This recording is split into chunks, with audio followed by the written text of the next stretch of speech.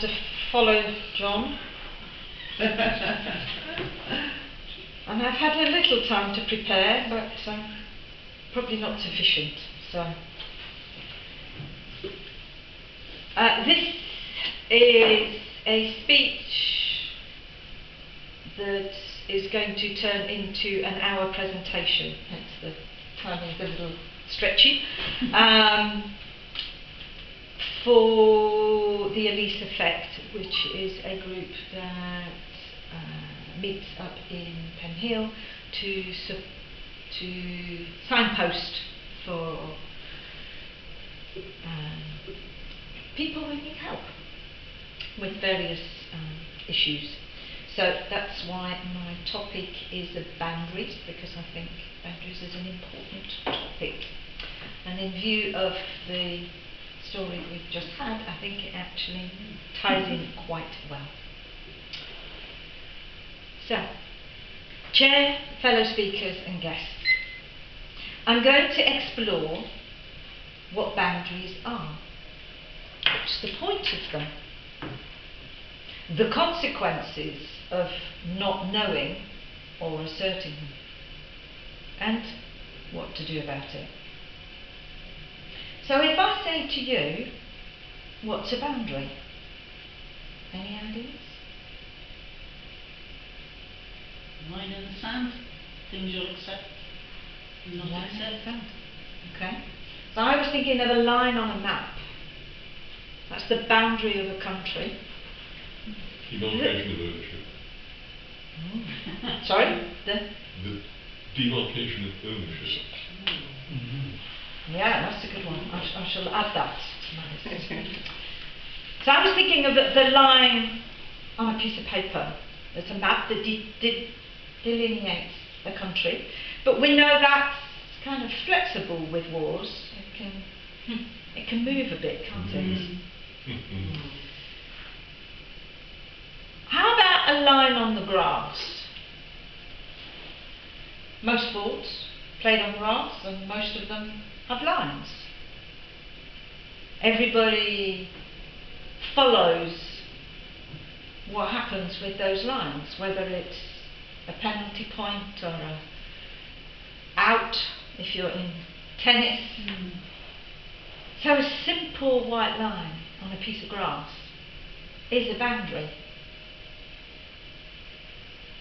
A fence in your garden? Is that your boundary? What about no?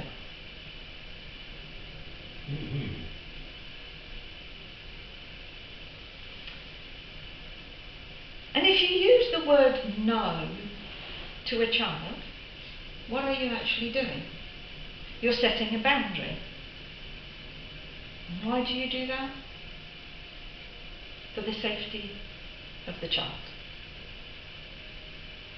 And you expect the child to follow that, because sometimes they say you have to be cruel to be kind. If you tell them, no, don't put your hand on the fire, because you don't want them to burn their hand. What happens when you say no to an adult? Depends on the adult. Depends on the adult. That's the question.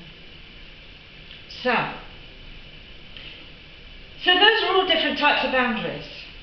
What's the point?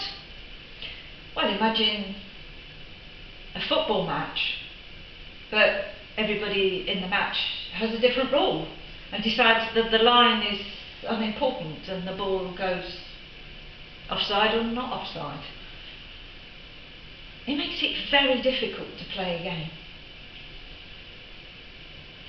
So everybody who is in that game follows the rules of the game and the boundaries that are set on the piece of grass. That means it makes it easy to decide what's right and what isn't, and how to go forward from that. What about the no and our personal space? Have you ever put your glasses on your head and then walked around for a while and then thought, where did I put my glasses? Only to find, oh, there, they're on my head. Why? Because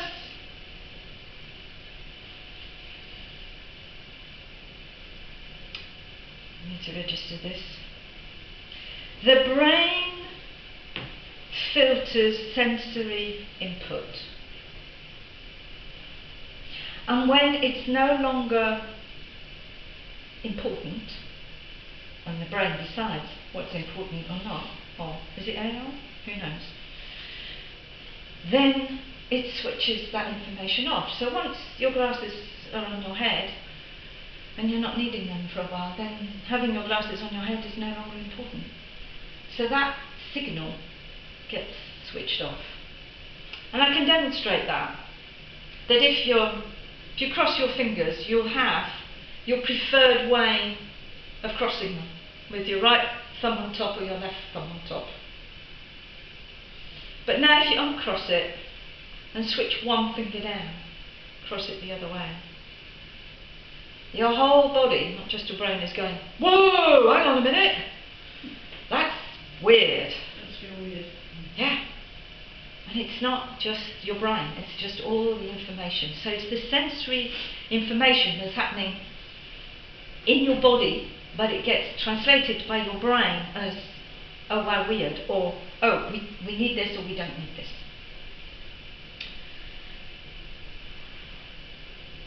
Now, that's our personal space. Our boundary changes depending on the environment. That's weird too. But you've all experienced it. If you're at a party, you'll have a certain distance that you want to be from, but if you suddenly like that person and you want to dance with them, you might get somewhat closer. If you're on the tube, you might just accept that somebody is now squeezing your body a little more than you like. But that doesn't mean you punch them. But somebody that gets a bit too close to you, that you don't like, and they're not on the tube, you might want to hit them because they're now in your private space and you don't want them there. So it's weird how this space thing changes.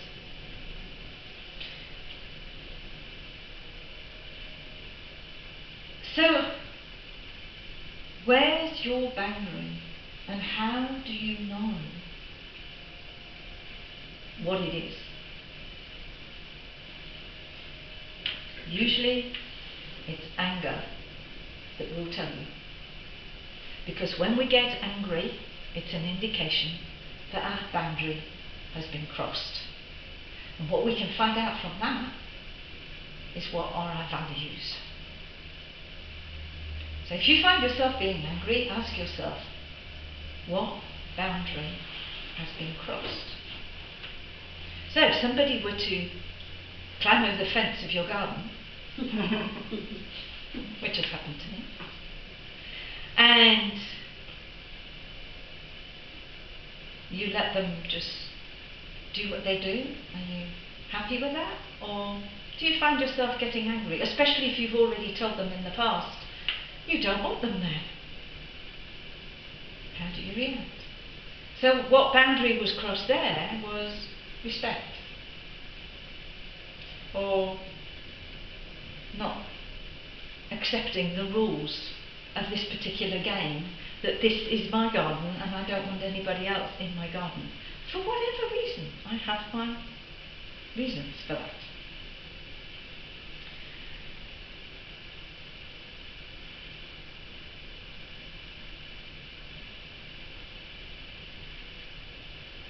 So how do you feel about saying no?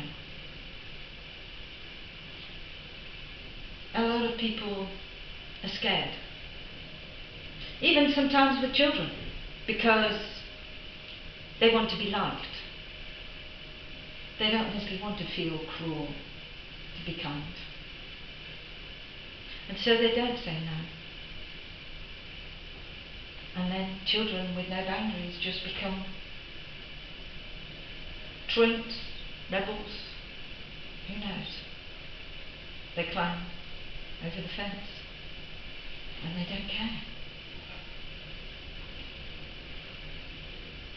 So this is a powerful way of practicing saying no.